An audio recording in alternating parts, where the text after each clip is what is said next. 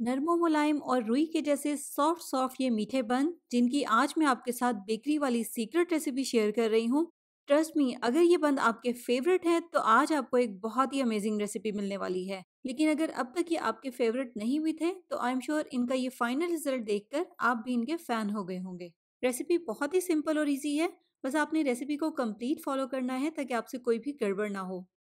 चलिए बिना time waste किए रेसिपी स्टार्ट करेंगे। अस्सलाम वालेकुम, मैं हूँ Sadia Uzair. Welcome back to Sadia Uzair's kitchen. Recipe पसंद आए तो वीडियो को लाइक शेयर और चैनल को सब्सक्राइब करना भी बिल्कुल मत भूलिएगा। बिस्मिल्लाहिर्रहमानिर्रहीम। तो ये मज़ेदार से मीठे बंस बनाने के लिए यहाँ पर हम एक सॉफ्ट और नरमो मुलायम सी डो तैयार करेंगे। इसके लिए फ़िलहाल यहाँ पर मैंने 1 कप नीम गर्म दूध लिया है। इसमें शामिल करेंगे आधा कप चीनी जो कि तकरीबन 100 ग्राम है, और 2 चाय के चम्मच इंस्टेंट ईस्ट। चीनी और खमीर को हमें बहुत अच्छी तरह से दूध में मिक्स करना है। खमीर को मिक्स होने में 1-2 मिनट का टाइम लगता है।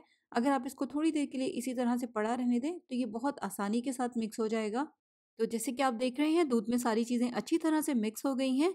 अब इसमें हम शामिल करेंगे मेजरिंग कप से नापकर 3.5 कप मैदा, जो कि आप देखें कप को मैंने बिल्कुल लेवल करके लिया है। 250 ml वाला ये कप है। अगर हम मैदे को वेट में मेजर करें तो ये तकरीबन 500 ग्राम है। आधा चाय का चम्मच इसमें शामिल करेंगे नमक, और एक बार लिक्विड और मैदे को थोड़ा सा मिक्स कर लेंगे। इसके बाद डो को कंप्लीट गूंदने के लिए इसमें हम ज़रूरत के मुताबिक थोड़ा थोड़ा करके दूध शामिल करेंगे। आधा कप यहाँ पर मैंने नीम गर्म दूध लिया है। बस इस डो को तैयार करते हुए आपने ये ख्याल करना है कि डो हमें जो है वो सॉफ्ट तैयार करनी है। अगर डो सख्त होगी तो बन भी सख्त हो जाएंगे। देखिए सारा मैदा अच्छी तरह से कंबाइन हो गया है। बस इसी पॉइंट पर हम इसमें शामिल करेंगे 1/4 कप घी या ऑयल। यहाँ पर मैंने खालिस घी लिया है। ऑयल या घी में से आप कोई भी ऐड कर सकते हैं। बस इसके बाद डो को हमें दोबारा से बहुत अच्छे से गूंदना है। ये सारा घी या ऑयल जो हमने इसमें ऐड किया है डो में अच्छी तरह से मिक्स हो जाए। इसके अलावा डो भी मुझे थोड़ी सी सख्त लग रही है तो इसलिए साथ ही इसमें मैं थोड़ा सा दूध भी ऐड कर रही हूँ। थोड़ी सी देर के बाद डो इस तरह से थोड़ी सी स्टिकी सी हो जाएगी। लेकिन घबराने की बिल्कुल भी ज़रूरत नहीं है। जैसे जैसे आप इसको गूंदते जाएंगे वैसे वैसे डो सेट होती जाएगी। देखें जो आधा कप दूध लिया था सारा दूध ही इसमें मैंने शामिल कर दिया है। जब डो को अच्छी तरह से गूंद लेंगे तो फिर इसमें मिक्स करेंगे टूटी फ्रूटी। 3 से 4 खाने के चम्मच यहाँ पर टूटी फ्रूटी है, और थोड़ी सी इसमें मैंने काली किशमिश भी शामिल की है। बस अब डो में हमें इसको अच्छी तरह से मिक्स ही करना है। मिक्स करने के बाद डो को थोड़ी देर के लिए कवर करके रखेंगे, तकरीबन आधे घंटे के लिए। यहाँ पर हमें डो को राइस करना मकसद नहीं है। डो को गूंदने की वजह से जो इसमें स्ट्रेचिंग आ गई है, रेस्ट पर रखेंगे तो वो स्ट्रेचिंग खत्म हो जाएगी और डो सेटल हो जाएगी या ठहर जाएगी। तो रेस्ट पर रखने के बाद अब इसे हम बंस तैयार करेंगे। इस सारी डो से हम 12 बंस तैयार करेंगे, इसलिए हम 12 एक जैसे पेड़े बनाएंगे।